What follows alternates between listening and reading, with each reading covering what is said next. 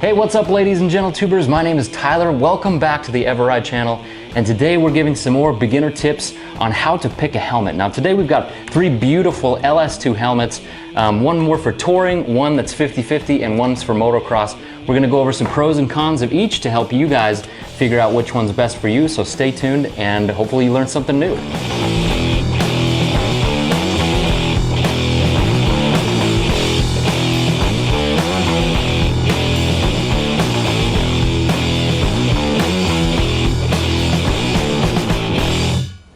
Alright, so this is going to be a quick and easy guide on three different types of helmets. Usually when we think of dual sport helmets, we think of this one in the middle, but realistically, the motocross helmet and the modular helmet have awesome advantages that if you're riding as a certain type of style, you might want to pick one or the other over the 50-50 helmet. So let's get to it. Now first we're going to go over the pros and cons of this motocross style helmet. So the MX helmet, as you can see, has a lot of airflow going through it, so it keeps you really nice and cool on those hot days. It also has this large peak which will actually help deflect roost. A lot of people think that these are sun visors, but they're actually also for roost coming over. So if you're coming along like this, somebody's kicking up dirt, you can put your head down and you don't get a whole lot of dirt and sand and rocks and mud in your face. This helmet is lighter than the other two, and so once again, it's great for those hot days when you need something lighter and more flexible. And also this helmet requires the use of some kind of goggles. There's no face shield on it, and so you will have to factor that into the cost, but goggles are great for keeping stuff out of your eyes, and they're very easily cleanable. And this might be or may not be a factor for some people, but it is easier to hear things out of this helmet. Now on the con side, it can be tricky to fit glasses under goggles. You'll kind of have to find your own goggles that will fit glasses in them if you wear glasses while you ride. Speaking of goggles, you will have to buy goggles for this helmet. It doesn't come with a face shield that you can just close down. Wind is going to be a double-edged sword in this helmet. On one hand, at low speeds, it's going to have lots of airflow into the helmet, which gets you breathing good, which cools off your face. But on the other hand, at high speeds, you're gonna get a lot of exposure to the elements, sunburn, bugs, mud, dirt, roost, whatever. It's all gonna be coming up into your helmet. And another thing is, this helmet is not super aerodynamic.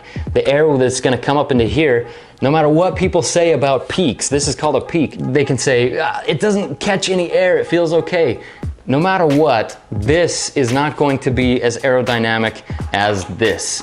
It's just an impossibility of physics. So you will have a lot more wind resistance with a peak on your helmet. And once again, that double-edged sword of having wind flow in here, if you're riding in the winter, your face and your lips are gonna get pretty cold in this helmet. So this motocross helmet is going to be best for serious off-road riding, 80 to 100% of the time riding off-road. All right, so up next we have the modular helmet. Now this helmet is fantastic at high speeds. It's just, the wind just glides over it. It's like there's nothing on your head at all. And while this is the heaviest of the bunch, it also feels the lightest when you're at freeway speeds because the wind just glides over it so easily. A lot of these modular helmets have internal face shields that click down and offer some sunshade. So even though you don't have that peak, you've still got a click down face shield, at least on this LS2 model, which is really nice and keeps the sun out of your eyes. Something that's actually really great about this helmet is if you need that wind flow, it is quite close to the face, so if you need some wind in your face, you can actually click it up and lift up the whole front of the helmet like this.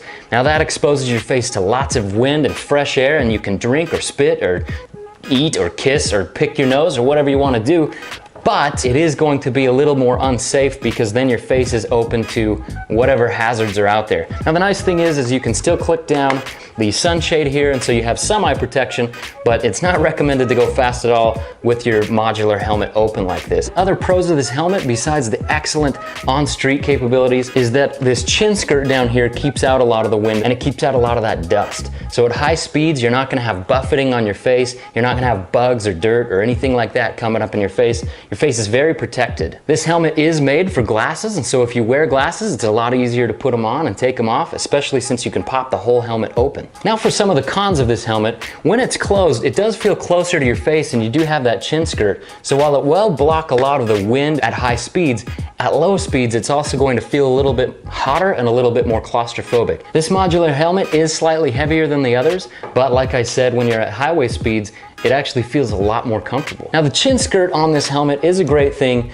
to keep a lot of wind and debris out of your face, But it is kind of tricky if you're a motovlogger or if you have an internal microphone for like a Santa headset to keep that out of the way as you're opening and closing it. And since the whole front of the helmet basically lifts up, it is a little bit trickier to find a place for that helmet camera if you're into motovlogging or making videos of your rides. You can't really put it on the top, you can't put it anywhere here if you're going to open up your helmet while you're riding. So the modular helmet is a fantastic helmet for road riding.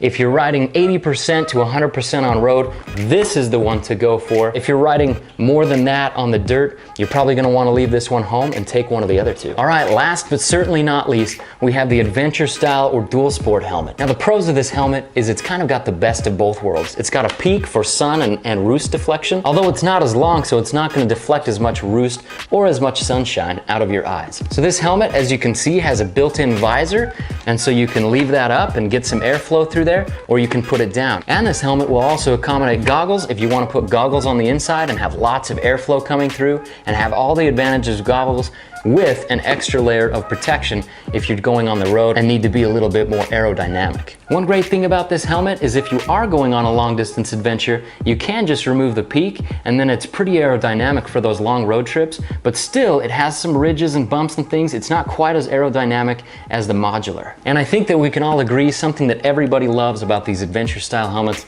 is that they look great. So now on to the cons of this helmet. While it is the best of both worlds, it's also kind of the worst of both worlds. If you choose to ride on the highway with the peak on, you are gonna get more wind resistance. If you don't utilize goggles underneath and you always have the face shield down, it can get a little stuffy in there, although you do have better wind flow through the front here and through the bottom of the helmet. The wind noise in this helmet is much better than the motocross helmet, but naturally worse than the modular helmet. So while this is the popular choice among dual sport and adventure riders, you've got to keep in mind there are better options out there if you're doing more road riding or more dirt riding.